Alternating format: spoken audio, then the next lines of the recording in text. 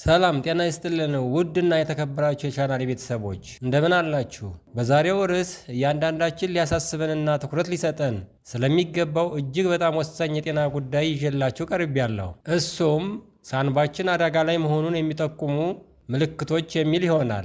ሳንባችን በሰውነታችን ውስጥ ካሉ በጣም ወሳኝ የሰውነታችን ክፍሎች አንዱ ነው። በየቀኑ በአማካኝ እስከ 20,000 ጊዜ እንተነፍሳለን። ይህን ስናደርግ ግን ሳንባችን ምን ያህል እየደከመና ሕይወታችንን ለማቆየት ምን ያህል ሥራ እየሠራ እንደሆነ ላናስተውል እንችላለን። አብዛኛውን ጊዜ የሳንባችንን ጤንነት የምናስታውሰው ችግር ሲገጥመን ብቻ ነው። ነገር ግን ሳንባችን ከባድ አደጋ ላይ ከመውደቁ በፊት ሰውነታችን የሚያሳየን ቅድመ ምልክቶች አሉ። እነዚህን ምልክቶች በጊዜ ከተረዳንና ወደ ሕክምና ተቋም ከሄድን ሕይወታችንን ከከባድ አደጋ መታደግ እንችላለን። ወደ ዝርዝር መረጃችን ከመግባታችን በፊት ይህ ቪዲዮ ጠቃሚ ሆኖ ካገኛችሁት ላይክ ማድረጋችሁን አትርሱ። እንዲሁም አዳዲስ እና ጠቃሚ የጤና መረጃዎች በየጊዜው እንዲደርሳችሁ ቻናሉን ሳብስክራይብ በማድረግ የደወል ምልክቱን ይጫኑ። አሁን በቀጥታ ሳንባችን አደጋ ላይ መሆኑን ወደሚያሳዩት ዋና ዋና ምልክቶች እናልፋለን። እስከ ቪዲዮ መጨረሻ አብራችሁን ቆዩ።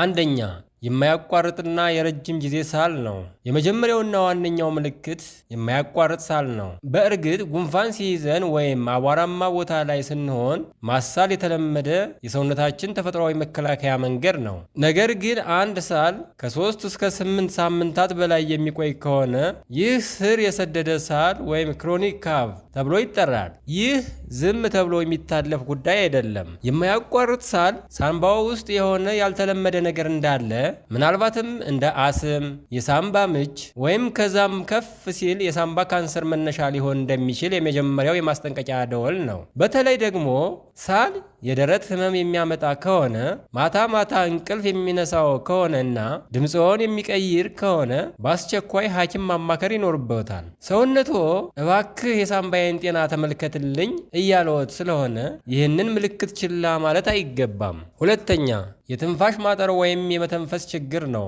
ሁለተኛው አደገኛ ምልክት የትንፋሽ ማጠር ነው። ብዙዎቻችን እድሜያችን ሲገፋ ወይም ክብደት ስንጨምር ትንፋሽ ማጠር የተለመደ እንደሆነ አድርገን እናስባለን።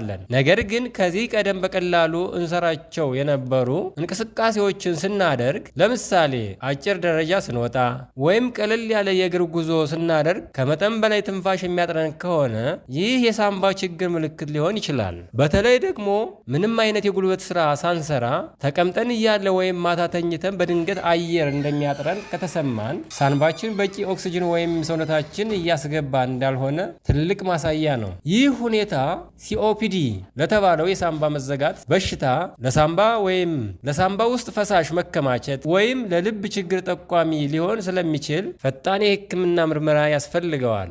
ሶስተኛ፣ ስር የሰደደ የደረት ህመም ነው። ወደ ሶስተኛው ነጥባችን ስናልፍ የምናገኘው የደረት ህመም ነው። የደረት ህመም ሲባል የልብ ችግር ብቻ ነው ብለው የሚያስቡ ብዙ ሰዎች አሉ። ነገር ግን ሳንባችን ሲጎዳም ከፍተኛ የሆነ የደረት ህመም ይሰማናል። የሳንባ ችግርን የሚያሳየው የደረት ህመም አብዛኛውን ጊዜ ጠለቅ ያለ ትንፋሽ ስንወስድ፣ ስንስቅ ወይንም በምናስልበት ጊዜ ህመሙ የሚባባስ ከሆነ ነው። ህመሙ አልፎ አልፎ የሚመጣ ወይም ዘወትር የሚሰማ እንደ መውጋት ወይም ደረትን እንደ መጨምደድ ያለ ስሜት ሊኖረው ይችላል።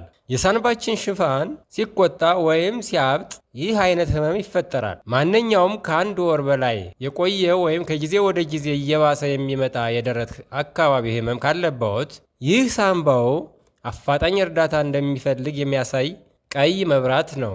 አራተኛውና ከፍተኛ ትኩረት የሚሻው ምልክት ከመጠን በላይ አክታ መውጣትና ደም የቀላቀለ ሳል ነው። አክታ ወይም ሙከስ አየር መተላለፊያ ቱቦዎቻችንን ከኢንፌክሽን እና አቧራ ለመከላከል የሚረዳ ተፈጥሯዊ ፈሳሽ ነው።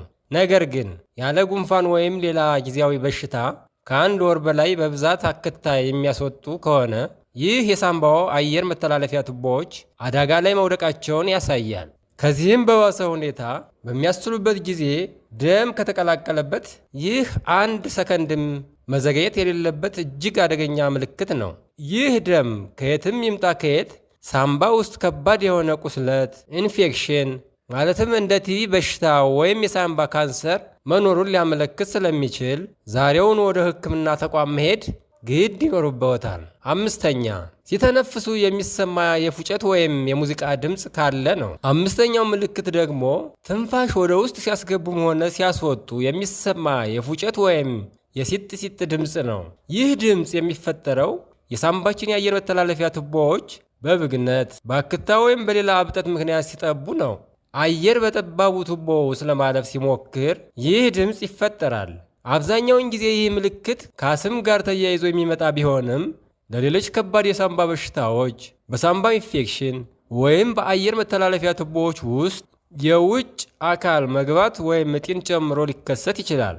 በመሆኑም ትንፋሾ ድምፅ ማውጣት ከጀመረ ሳምባው በነፃነት አየር ማስገባትና ማስወጣት እየተቸገረ መሆኑን ተረድተው ምርመራ ማድረግ ይኖርብዎታል። ስድስተኛውና የመጨረሻው ዋናው ምልክት ያለምንም ምክንያት ክብደት መቀነስና ሁልጊዜ ከፍተኛ የድካም ስሜት መሰማት ነው። እርግጥ ነው አመጋገበውን በመቀየር ወይም ስፖርት በመስራት ክብደት መቀነስ ጤናማ ነው።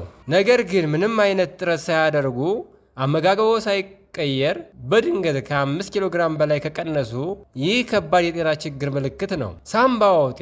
ሳምባዎ ጤናማ ካልሆነ እና በቂ ኦክስጅን ወደ ሰውነቶ የማያደርስ ከሆነ የሰውነቶ ሕዋሳት በቂ ጉልበት አያገኙም። በተጨማሪም ሰውነቶ ከበሽታው ጋር ለመዋጋት ከፍተኛ ኃይል ስለሚጠቀም ምንም ስራ ሳይሰሩ ከፍተኛ ድካም ይሰማዎታል። ይህ ሁኔታ ከላይ ከጠቀስናቸው የሳምባ ምልክቶች ጋር አብሮ የሚከሰት ከሆነ በአስቸኳይ ሐኪም ማግኘት አለቦት። ውድ አድማጭ ተመልካቾች፣ አሁን ደግሞ ሳምባችን ላይ ችግር ከመከሰቱ በፊት ሳምባችንን እንዴት እንጠብቅ ወደሚለው ወደ መፍትሄውና ወደ እንክብካቤው እንሄዳለን። ውድ ተመልካቾች፣ እነዚህም ምልክቶች ማወቅ የመጀመሪያው እርምጃ ነው።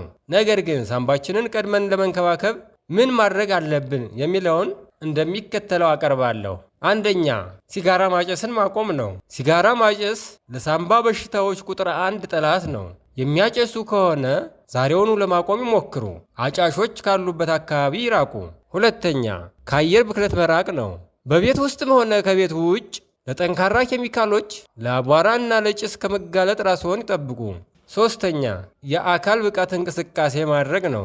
መደበኛ የሆነ የአካል ብቃት እንቅስቃሴ ማድረግ የሳምባችንን አቅምና ጥንካሬን ይጨምራል። ስለዚህ መደበኛ የሆኑ እንቅስቃሴዎችን በዕለት ተዕለት ኑሯችን ላይ ማካተት እጅግ ወሳኝ ነው። አራተኛ፣ መደበኛ ምርመራ ማድረግ ነው።